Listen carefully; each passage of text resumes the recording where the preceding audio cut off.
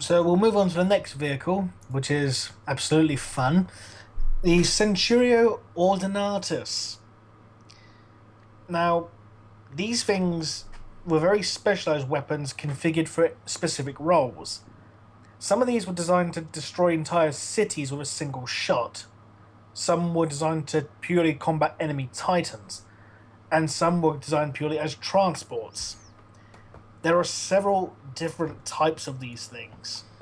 You got the Armageddon pattern, which bears a massive Nova cannon. You have the Ulator one, which is armed with a sonic destructor, which is, I believe, a sound-based weapon, if I recall correctly. You have the Golgotha, which carries 6 Hellfire missiles, which is brilliant for taking out infantry and light vehicles. You have the Mars pattern one, again armed with a sonic disruptor. The Priam, which is a huge tunneling machine, so something more akin to the squat Hellbore. The Gehenna, armed with an apocalypse cannon, capable of destroying mountains and punching a hole through the planet's crust. And finally, the Magentus pattern, again armed with a sonic disruptor cannon, which is capable of destroying city blocks and mountain slopes. Okay, so I'm going to be breaking down each one of these. First off, I would call this as the Imperial equivalent to the Squat Cyclops. Big, massive, has huge, oversized cannons designed to be put onto Battlefleet Gothic starships to shoot out at the enemy. I know this for a fact because the Nova Cannon is actually listed as one of the things that in strike cruisers carry for orbital bombardment. The Hellfire missile one, I think, might be the weakest one because the Hellfire missiles, once you fire the 6 of them, it takes a really long time to reload. It's basically equivalent to a Scud missile. You fire you fire your payload, and then you go back to base. I don't see it being terribly useful for long-term combat, but I could see it, that one time you need a massive artillery barrage. There you go. The tunneling one, I'm kind of surprised that they were able to build that. This also gives me somewhat of an idea of what the energy shields are capable of repulsing, since it can move through white-hot lava in terms of heat. Not only that, it can also bury through the planet's crust. Yes. And bedrock is very hard. Extremely. Bedrock is actually something that we consider that you just don't dig through, and this can apparently dig right through it. The Apocalypse Cannon. I actually got an image here from one of the novels of that cannon firing. And there's a city on the receiving end of this cannon. And from the looks of the scale of destruction, this is the equivalent of a multi-ton nuclear warhead hitting a target. There's simply no there's no surviving that hit. Boom. This is war on a galactic destruction scale. This is, if ever there was overkill, this is overkill. If ever there was enough DACA, this is enough DACA. This is the kind of weapon you expect to see, deployed for an exterminatus. It is the type of weapon I would expect to see deployed for a limited exterminatus. Like, you want to blow up a country or a continent, this is what you would deploy, and you would just go about destroying that section of the world. This is the type of weapon I would imagine is deployed on cruisers and battleships for the sole purpose of exterminatus, no other reason. It is ridiculous in scale and size, and it also is the type of weapon I imagine would be a huge priority list to strike the hell out of and kill before it can do its job. Which I'm getting to the vulnerabilities of the Ordinatus when we're done going over its weaponry loadout. Now, the ones armed with sonic weapons. Sonic weapons, we don't use them currently, because there is a couple of problems with using sonic-based weapons. First and foremost, sound travels in all directions most of the time. It travels especially in the direction you're speaking, but as it goes further and further away from you, it broadens the arc it's traveling at an exponential rate. Which means while the person standing next to it may be safe, it's going to broaden out and hit a lot of different targets at the other end. The problem with this being, of course, as it stretches out and broadens out, the amount of force behind it is drastically reduced and spread out. So instead of being hit with a concentrated punch, you're more hit with a slap of someone's arm. I do want to point out, however, the Chaos Space Marines, particularly of the Emperor's Children, make use of a rifle-sized equivalent. Well, I say rifle-sized, a bit bigger, but regardless, called a Sonic Blaster. Now, in the second edition Chaos Codex, there was a short story, a group of Noise Marines on top of a cliff, completely destroying an Imperial Guard armored column, destroying boulders, like shattering boulders, and even causing their targets' heads to explode. And bear in mind, they were on top of a cliff when they were doing this. That is to bear in mind, they're on top of a cliff. Sonic weapons do have, in theory, a sonic weapon would have an effective range of 200 to 300 meters. On top of a cliff is not out of the question. What becomes out of the question is effective range over miles of territory, which for these type of weapons, you really want them at longer range, because they're huge. And you do not want them to have to get close to use their weaponry. That much said, sonic weapons are one of the most devastating weapons you could implement for a variety of reasons. First off, any biological organism relies on its inner ear for balance. If you disrupt that inner ear, you fall on your ass. There's no arguing that point. And a sonic-based weapon would obviously, even if it didn't kill the target, would result in a concussion, a disrupted inner ear, maybe even shattered eardrums, which is going to greatly inhibit communication on the battlefield if you can't give vocal commands. So, while I don't think it necessarily has the killing punch in a lot of cases, particularly at mid to long range, against, say, an armored vehicle or a aircraft of that nature, it is going to affect the crew. It will drastically affect all infantry, and this is where the defect of it spreading out as it goes comes into problem. If your front line is in front of you, and you fire this weapon, and you don't fire it high enough to make sure the sonic arc and the cone of sound is going to pass completely over them without actually hitting them, you are going to repeatedly hit your own guys. This is the sonic disruptors are the type of weapon I would call team-killing fucktard weapons. Because if you don't aim it right, you are going to be killing your own guys, or affecting them in very bad ways. Now, the Ordinatus universally rely on energy shielding, just like the tanks. Most of the tanks and the armored personnel carrier relying on that energy shielding. This is also why you want these at particularly longer ranges, because their vulnerabilities are landmines, melee weapons, ramming, aircraft crashing into them, anything traveling under the velocity at which the shields will stop it, melee troops, grenades, melta-bombs, those kind of things that don't have a particularly high velocity are going to create a massive vulnerability for it. It is a massive target, huge ass target. I couldn't even get one of these in the store because they didn't have one. But the pictures and images I have of them, they're huge. Lehman Russ tanks are tiny compared to these things. Individual infantry troops don't even register as in the image with these with one of these vehicles as nothing more than an ant on the ground. And to rely only on energy shielding to protect you seems like a suicidal prospect to me. Especially if you get hit by an EMP blast or anything like that.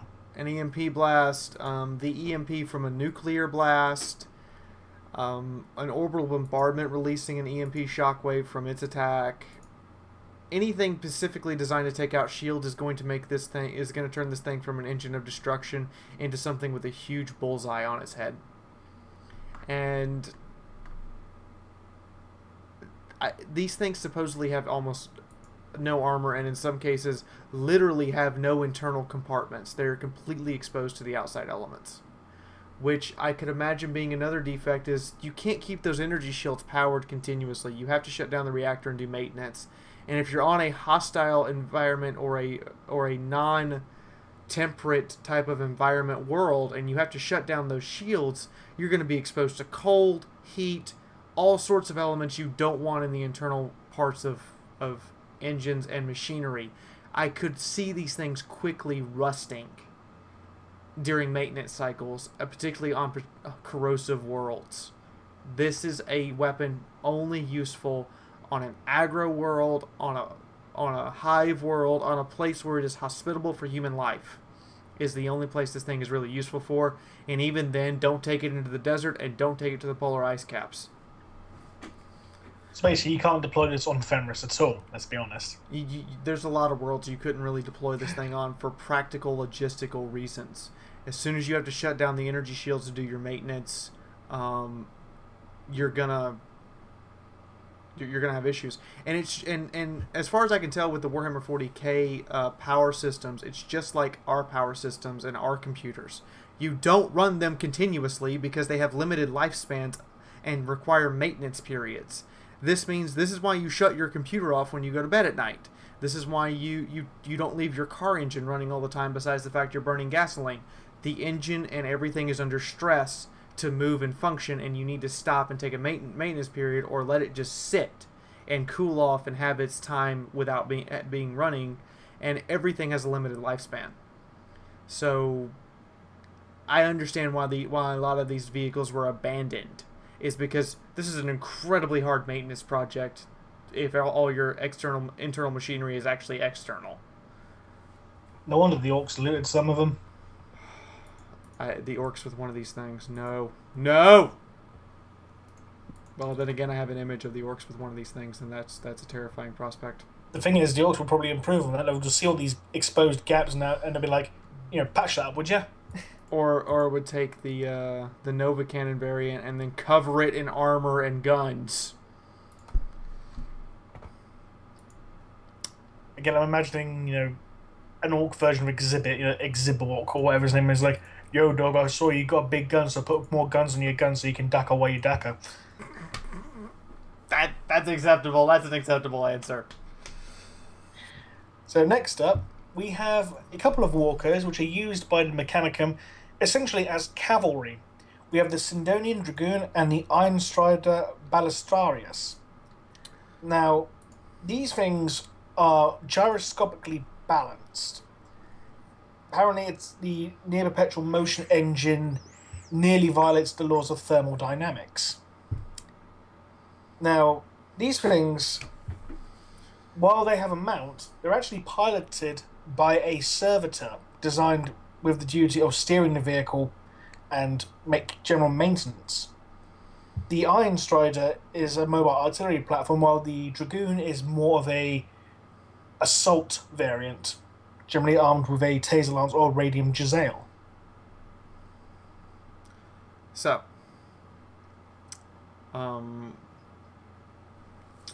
the advantage to this thing is the quote chicken leg design is actually a pretty ideal design system for heavy walkers. This is why dinosaur bones are shaped the way they are, because that particular leg design is very adept at supporting massive amounts of weight. So these things, I imagine, have very, very good ground resistance, very good ability of moving over any terrain, so long as the terrain will actually not collapse underneath them, and are pretty flexible about what they can do, including kick you. However, let's go over the problems with cavalry in a world where people have fully automatic weapons. The crew is completely exposed. All of the external systems on this thing are completely exposed. I can see the gears, I can see the motor, I can see the servitor, there's no armor protection here whatsoever. You're relying on the resilience of your biomechanical crew to not die, and the resilience of the actual parts that you've constructed to not be damaged. I also want to point out, it says also here that these things were designed to traverse through acidic fog. Awesome! That So means obviously that means they're so non-corrosive. that's probably something worthwhile. It means they're non-corrosive. It means they're immune to acid attacks, which gives them an advantage against Tyranids. The Adeptus Mechanicus, to me, are really leaning towards we are designed to fight Tyranids. So they should be designed to fight Necrons. Should be. The Necron Gauss Flare would tear this thing apart. No questions asked. Its sensors are exposed for the Servitor. The Rider, I didn't really see a harness or anything holding the Rider in place beyond his own grip on his forward point. So he has, to put it silly, he has no seatbelt. Though knowing the Mechanicus, he's probably plugged in. He's probably plugged in, but I couldn't see any of that on the actual model itself when I was examining the model, and I couldn't see any of that in the fluff, reading through the fluff. So what I had to go with was the Rider is just here, is on this mount by his own accord, which is not necessarily a bad thing. It means that when this thing takes a heavy hit, the Rider is thrown clear, and being a mechanical operator, he can endure landing at high speed much better than a normal person. Fair enough. And it also means that the Rider and mount become individual threats, since the mount is self-propelled. To me, this also reminds me kind of a reference to Warhammer Classic and the Goblin Wolf Riders. The mount is as much a threat as the Goblin on top of it. So we take the Adeptus Mechanicus version of that in the case of what we're looking at here. Now, the biggest issue I have with this thing is cavalry on the battlefield with fully automatic weapons. I don't care how fast you move. I don't care how much you dodge. I don't care what you're, quote, capable of. A heavy bolter emplacement shooting at you is going to hit you if you're charging through the open. This is proven by World War I. Take the fluff out. Take watching anime shows where people dodge bullets. That doesn't happen. If someone firing a fully automatic weapon in your general direction and you're standing in the open, you're gonna get hit by some fire. What happens in the movies and anime and Warhammer fluff, that's totally not true. You were gonna get hit. This thing is going to get repeatedly hit, and being such a big target with all of the paint, color, and flash and flare of the purity seals and all that all over it, everyone is gonna go shoot that. And I could even see Imperial Guard las weapons potentially doing damage to it, considering all of the exposed circuitry and all of the exposed mechanical parts. You put enough flashlights at something, it will go down eventually. But this thing, I mean, a squad of guardsmen might bring down one of them on its way in. That being said, a bunch of fellow orcs armed with nothing but some rocks throwing it at it will probably take it out as well if it hits some crucial components. If it does hit a crucial component. Now, the Iron Strider. Okay, I'm going to say this. We tried this. We tried mounting semi-heavy weapons on cavalry. There's a big issue with mounting it on an unstable platform as cavalry. There's no way to stabilize that weapon. Legs move in an extremely inconsistent fashion, even for walkers, because of how they have to move in relationship to the ground. This means that you literally shoot everywhere. It takes years of dedicated training to be a marksman on horseback.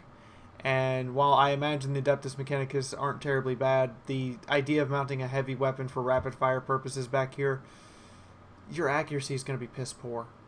And again, I saw no way in which the Rider was actually mounted to the mount. He's just holding on to the machine gun. So a direct hit from a medium to heavy caliber weapon is going to knock him clear. A grenade blast or a mine is going to fling him off the mount, even if the mount is undamaged. And it's the same mount. There's no armor anywhere. There's armor on the upper thigh, but there's no armor in the lower leg area where you're going to run into landmines, frag grenades, melee weapons, a whole host of issues. And there's no armor on the upper chassis where most people are going to be focused at shooting. So you're entirely reliant on your personal armor to protect you, which we've discovered in the Warhammer 40K universe usually doesn't protect everyone very well. They usually go down after a few hits or a hit in the right place. That much said, it's a nice concept. If the universe lacked fully automatic weapons, I'd be in full support of it, but not with so many heavy stubbers, heavy bolters, rocket launchers, landmines. There's a list of this reasons why this is a bad idea. And I can't give any support or credence to this being a useful armored vehicle, except on a feudal world in which, or a pre tech world in which people don't have fully automatic weapons and don't have high explosives everywhere on hand. Yeah. I can see it being useful as a scout, a quick recon unit, and you pull back, but you're not actually supposed to engage. And even then, only the Iron Strider variant would probably be useful to me, because the Dragoon variant doesn't really have a ranged weapon. What's it gonna? Are you really expecting these guys to charge machine gun nests? Because to me, that would be like, there's suicidal, which is what the Imperial Guard does on a regular basis, and then there's stupid, and you just went into stupid range, in my honest opinion. Would that not be viable, say, like, in the twisting, corridors of a hive city or anything like that? Just like, It would be a very useful police idea, to police the citizens, and say against a gene stealer incursion or a minor chaos incursion where a cult has managed to actually summon something. Very useful in a hive city for that scenario. Very useful on pre-tech worlds that don't have fully automatic weapons and explosives readily on hand. Useful on the average 40k tabletop battlefield in real life. No, not at all. Just flat out. Necrons are going to massacre this thing. Imperial Guardsmen would just mow this thing down like paper. Go for it. And finally, we have the Onaga Dune Crawler, which is a walker. Now, it can be armed with a variety of absolutely devastating weaponry, including an eradication beamer, phosphor blasters, neutron laser, and a coaxial heavy stubber.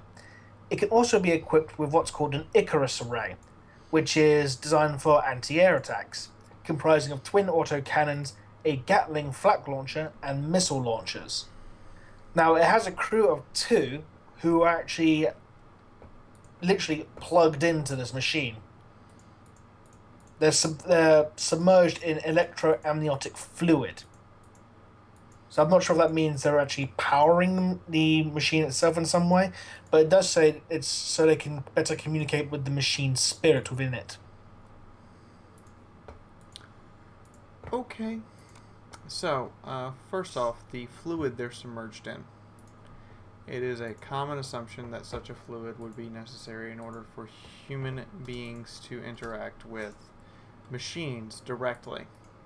What this means is that the fluid is actually there so that the central nervous system is directly interfacing with the machine. So, these people are literally wired in, so to speak. Which brings me to an interesting question. Why in the bloody hell do you have vision slits if you don't need them? You're wired into the machine. If the machine has any form of outside sensory perception, you can see it.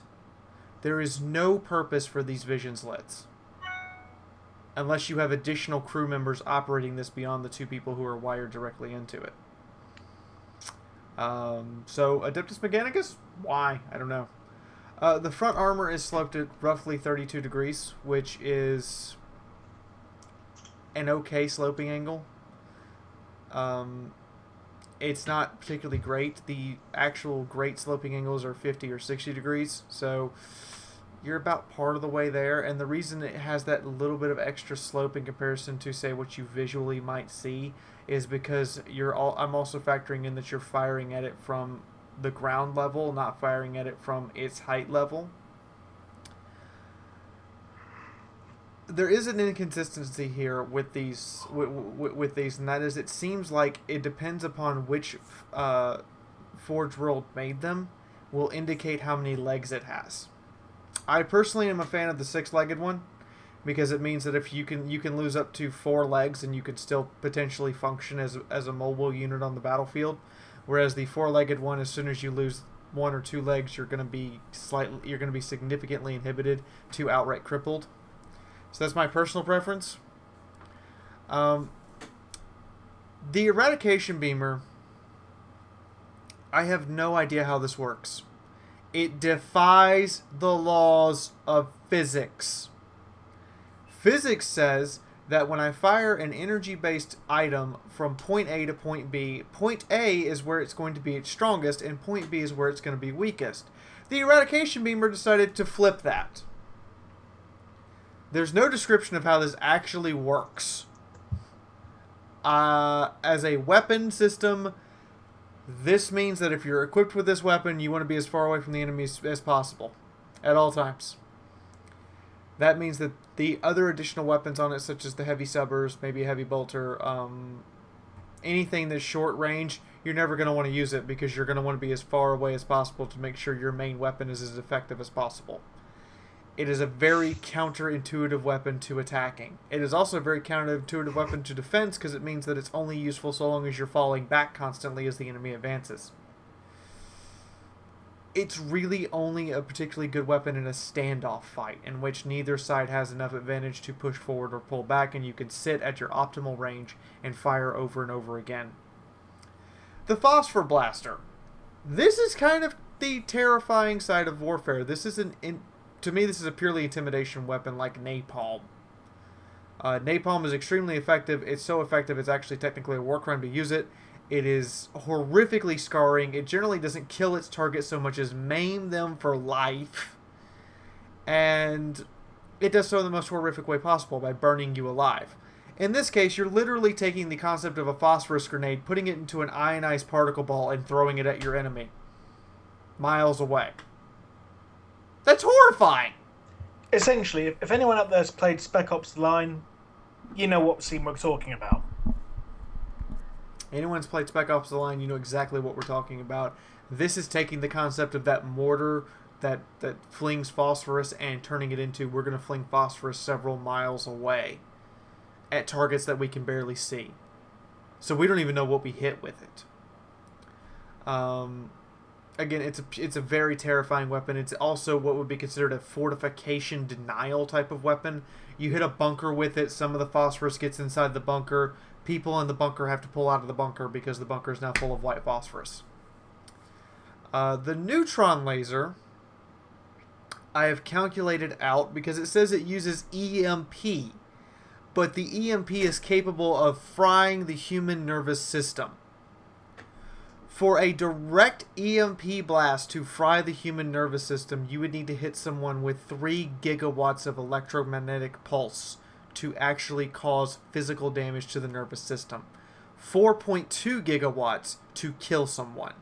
To illustrate how powerful that is, if you take the nuclear explosion out of a nuclear bomb, in order to get 4.2 gigawatts of EMP radiation, you would need to emit 210 megaton nuclear warheads into the same 10-mile radius. And only the center of that 10-mile radius, that 1-mile zone, would actually have enough EMP current in it to hurt a human being. That is an extremely powerful weapon. I imagine hitting any vehicle with this instantly disables it. If you have any electronics, if you have any form of energy current, if you have a reactor, any shields, knocked out, just gone. This is the anti-Adeptus Mechanicus weapon as far as I'm concerned with the neutron laser, because since they heavily rely on energy shields, this is what you use to knock them out over and over again. Now, this vehicle does have one other interesting design aspect to it, and that is the exposed rear reactor. This has an advantage and a disadvantage. The disadvantage is if anyone outflanks you and gets on your side or rear, they can see your reactor and will fire into it. The US had this problem with the M60 Patton series of tanks. The huge engine bump on the rear was completely unarmored, and if someone got even semi beside the tank and could see that, you would shoot at it and knock the tank out. Same problem here, except for now you're talking about a small mini reactor that could explode when it's destroyed. However, this means that you have to put almost no shielding for the crew on the reactor. So there's no need to radiation shield the reactor because it's all being vented to the outside anyway. It's an advantage and a disadvantage in the sense that you can make the vehicle lighter and therefore more mobile, but if anything gets behind it, and since this is a walker, I imagine that oftentimes it will find itself outflanked, because that's just something that happens with walkers. That's why the Dreadnought has the same armor on all sides of it, because it's assumed the Dreadnought's going to wade into melee combat and be outflanked anyway. This thing, I hope they made the same assumption and put just as much armor on the rear as they did the front and sides. But the sides and rear armor are only angled at 6 degrees, which basically is almost vertical, so they provide no extra armor from sloping. Just a quick question. I'm just looking at the model as it is at the moment. For lack of a better term, the waist of the vehicle. It doesn't say anywhere that it can't, but do you reckon to prevent itself from being outflanked, it can basically push itself up with its legs and use that waist to basically spin around to, protect itself where it's being flanked from? The top section where the crew is in fact a turret. It can turn that turret in any direction it wants to. However, to do this, it has to elevate itself, as you put it, so that the turret is above the knees of the legs. So the legs have to extend and outstretch out, which is a design flaw in my opinion. If you're going to create a turret mechanism, you need to make sure that turret is completely free-forming and independent of the lower mobility section, or in the case of what we would call a tank, the hull. Needs to be completely independent moving of the hull, which in this case it's not. The hull has to be in a certain position in order to allow the turret full 360 movement. That much said, it's still not a bad design. I particularly like the fact that on the side that has a commander style hatch and cupola, it's rounded so that creates less of an impact angle and less of a chance of penetration. It also has the same armor thickness on the front and sides, according to what I've read. Correct me if I'm wrong, guys, but that means that that side cupola is in fact not a weak point. But I'm still puzzled at the vision slits. What's the point in the vision slits if everyone is hardwired into the machine? Don't you just put cameras on the outside and don't worry about vision slits if you're directly hardwired into it? At least that's what I would think you would do. Maybe it's an aesthetic choice. Maybe someone was a fan of whole, World War II tanks. I guess it would have to be a pure aesthetic choice, which on the Adeptus Mechanicus side, that's a negative, because that doesn't make any sense. If you want to get closer to the Omnissiah, why wouldn't you go full bowl machine on it instead of relying on human eye sockets to see? Quite. Yay, Mark 1 eyeball. And I do believe that. Does that conclude us? Is that all of them? That it does indeed. So out of all the races we covered so far, are the orcs still number one? Or have someone else overtaken them since? The orcs are still number one, because I would say the Adeptus Mechanicus would be up there, would be close to getting up there, and then I saw the orcs had actually looted and made better their vehicles, and I'm like, oh god, no. So where would you position the Adeptus Mechanicus? In the top 3? Top 5? Because if the orcs are number 1, then I got a funny thing that the squats have to be number 2. The squats are number 2. Number 3 is the Imperium? I'm torn between the Imperium and the Tau. Because the Tau definitely have the mobility going for them. The Imperium have more of an armor feel. And if I had to go with solid armor, I would go with the Imperium, and the Adeptus Mechanicus would go to number 6. Number 6. Because of their over-reliance on shielding in place of actual armor, and their aesthetic design choices, or in this case, their cavalry. Their robot cavalry that make no sense on a modern battlefield. No offense, guys. I know the Imperial Guard also use them sometimes, but you have to understand these should be used purely as scouts, not as, we're going to use these as a combat vehicle. That's a bad idea! And at least the Space Wolf cavalry, they're riding gigantic wolves. Which, again, when you're riding a gigantic beast of death, the rider is as much a threat, the mount is as much a threat as the rider. And at least with the orcs as well, the orcs have cyborgs. You know, they have regular boars, and they chose some of the best boars and chose to upgrade them into cyborgs, giving them things like fuel injectors on a robotic pig. Dear God! So we take an orc Maganov, we put it on a cyborg, and... paint it red? Give it an injector? I'm really hoping somebody will beat the orcs just to knock them out of place and not doom this to be a galaxy where the orcs rule everything. Because there's not many races left. We've got Chaos left. We have the Inquisition / Ecclesiarchy. We have the Tyrannids. We have just a general episode on walker vehicles. Is there any other races we've left out? If there are, I'm sure the legion of people who watch this, who leave all sorts of correction comments on my statements as an engineer, are going to come by and let us know. Apparently, people also want us to do a Sisters of Battle one separate from the Inquisition, i.e. a pure Ecclesiarchy episode. Oh.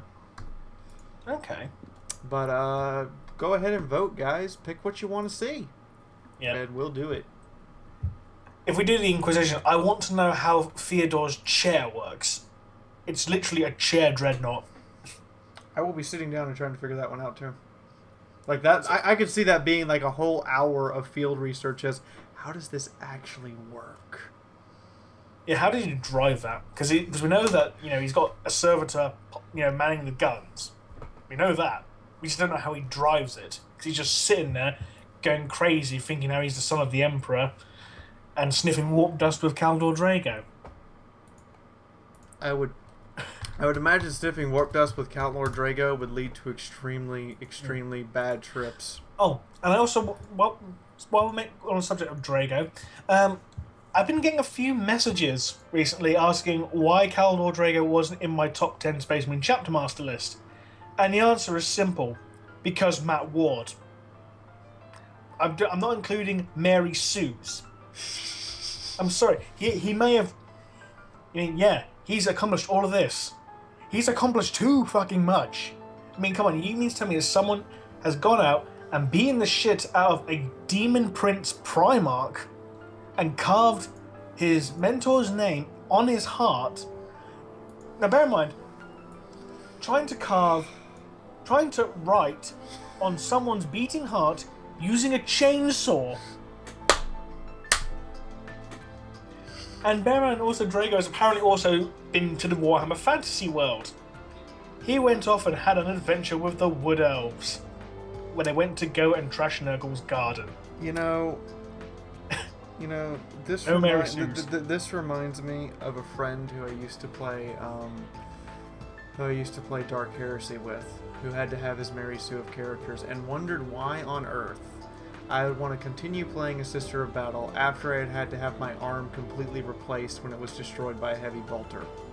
And my response was thusly, because this adds a lot more character to myself than being a Mary Sue who's always perfect.